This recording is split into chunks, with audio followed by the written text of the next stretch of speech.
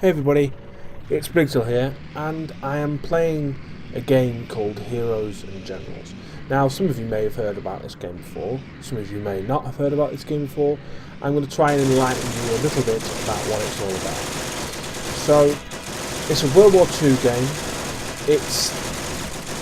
It runs as similar to Battlefield 3, i.e. you need to use your browser to run kind of like the settings and all that sort of stuff to begin with, and then when you launch into the game, it will open the game up. So very similar to what Origin does for Battlefield 3. To begin with, it's free to play, so you can go to heroesandgenerals.com and actually play this game for free right this second. It is very large. There are a lot of people playing it. There is an element of pay to win sort of deal, maybe. I've not encountered it too much so far, but obviously this is a first impression, so I haven't played too much of it. You create yourself a character. You either go US or Germans.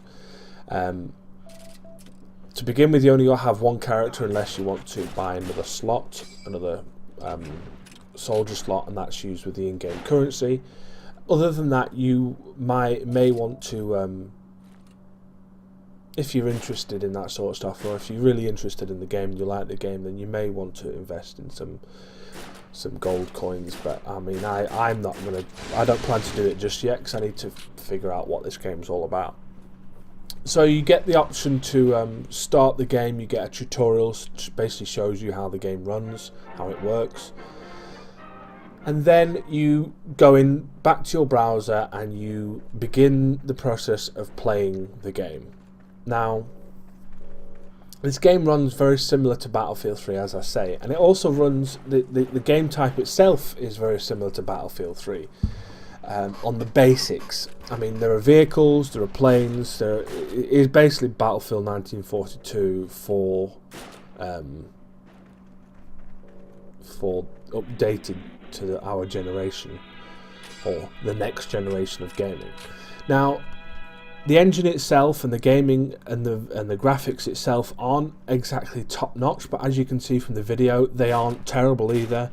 It runs very smooth. This is on all the settings on high for this video, so you may get an idea of what it's going to look like on your machine if you play it on a bit lower. But it runs very nicely. It's a very small download as well. It's only about a gig, not even that, I don't think.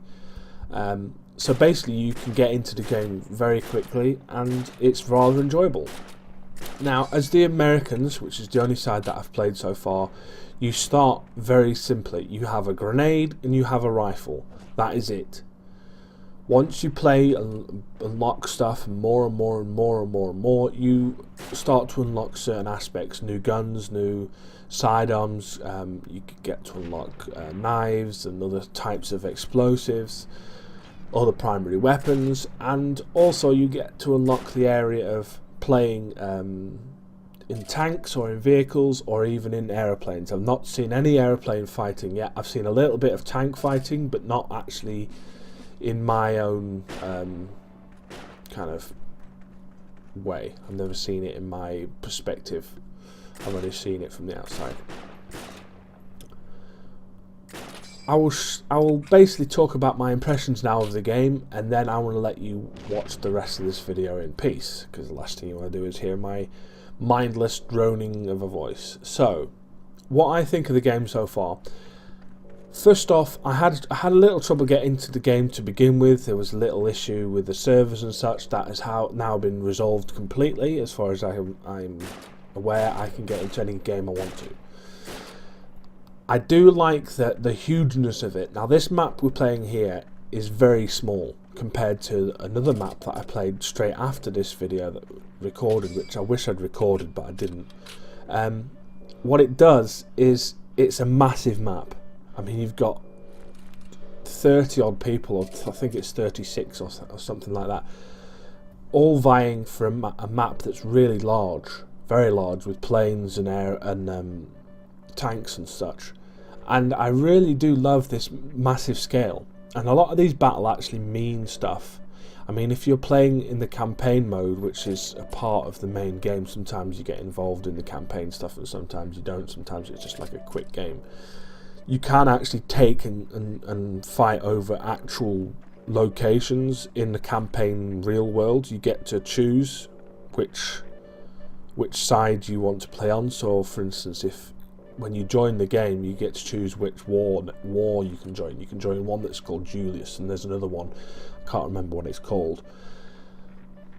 But this, to me, just signifies how big this game is. The fact that at the moment I'm doing this recorded voiceover, there are 2,331 people playing the game on my server, on the war server.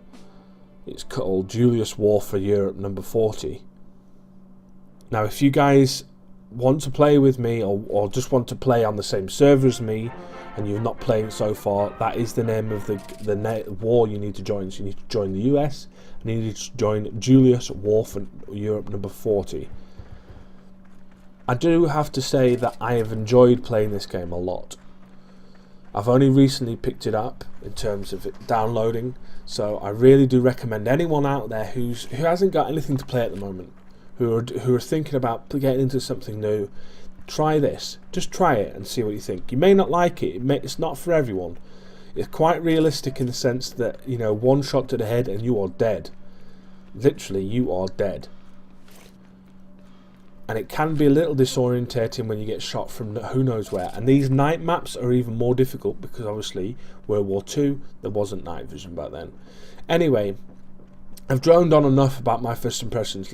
Let me just, you know, summarise what I've said.